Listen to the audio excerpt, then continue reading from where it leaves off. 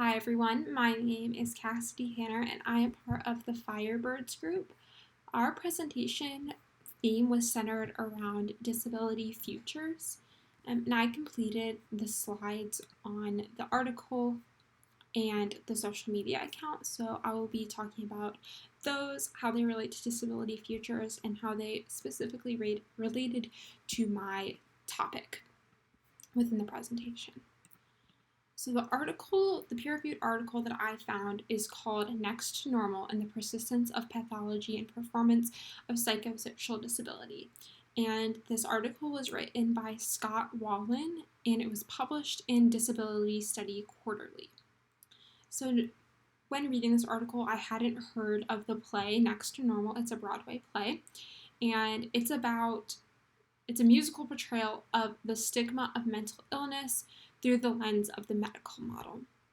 And what a lot of my argument and my theme centered around was the portrayal of disability in the media and how integrating the social model into that would really change the perspective or people's perspective of disability.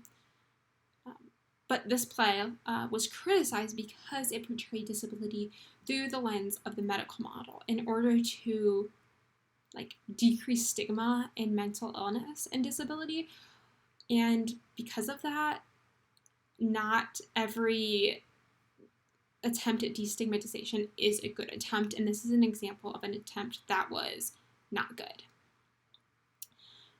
This play in the article really describes the harms of the medical model, especially on people with mental illness, as it really makes the problem within themselves, which if we know, because we know about the social model, that's just simply not true. The problem is within society, and disability is a pathology of society and not in oneself.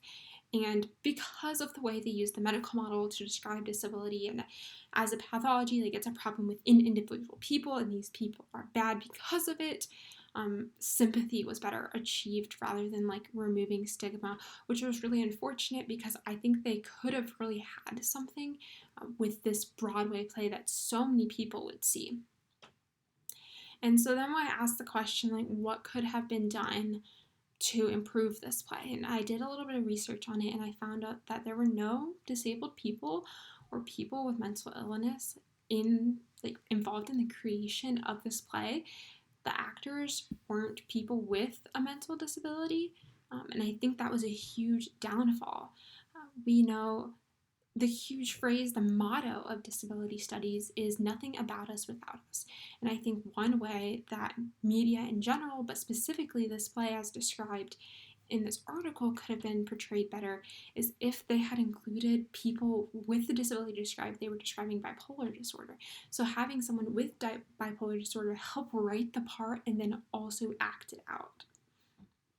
Yeah, the authors, they don't have this identity, so how could they accurately describe it? And if they would have included people with disabilities, I think they really steered away from using the medical model, and they could have been much more successful in reducing the stigma.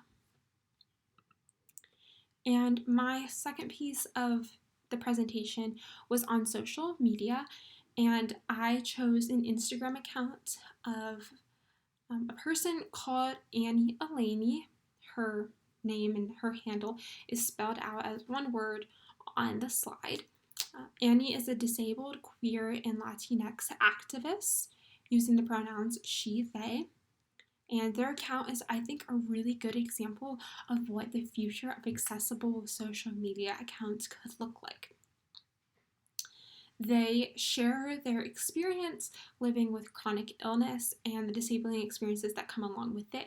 And one of their most interesting posts I found was that describing some of the economic hardships that come along with being disabled. Because I feel like maybe that's not something we always think about, or the economics of being disabled, about what economic classes are affected most by disability. I mean, again, coming back to that social model, it's because of the way that society is designed. Like I said before, I think their account is a great example of what accessibility in social media could look like. Some examples of the accessibility features that they use in their account is image descriptions within their caption.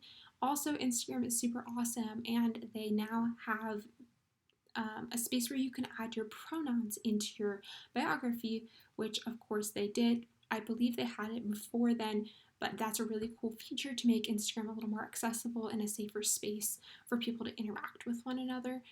That way you know what's appropriate to address people, especially in comments if you're going to leave a comment about them. She also is, I think, a great person, or great, you can read their posts if you want to get a look inside of what it looks like to live with a chronic disability or disability in society. If you want a true, accurate picture, instead of, say, going to see this play next to normal, go to Annie Eleni's Instagram account and read their experience, their real life experience, from someone who has multiple identities and become a better informed, person and activist that way. Well, I hope you learned something new and enjoyed my insights on these two resources. I hope you can check them out. I think the article is really interesting, especially if you're interested in music and the way that mental illness and mental health is portrayed in plays. Thanks.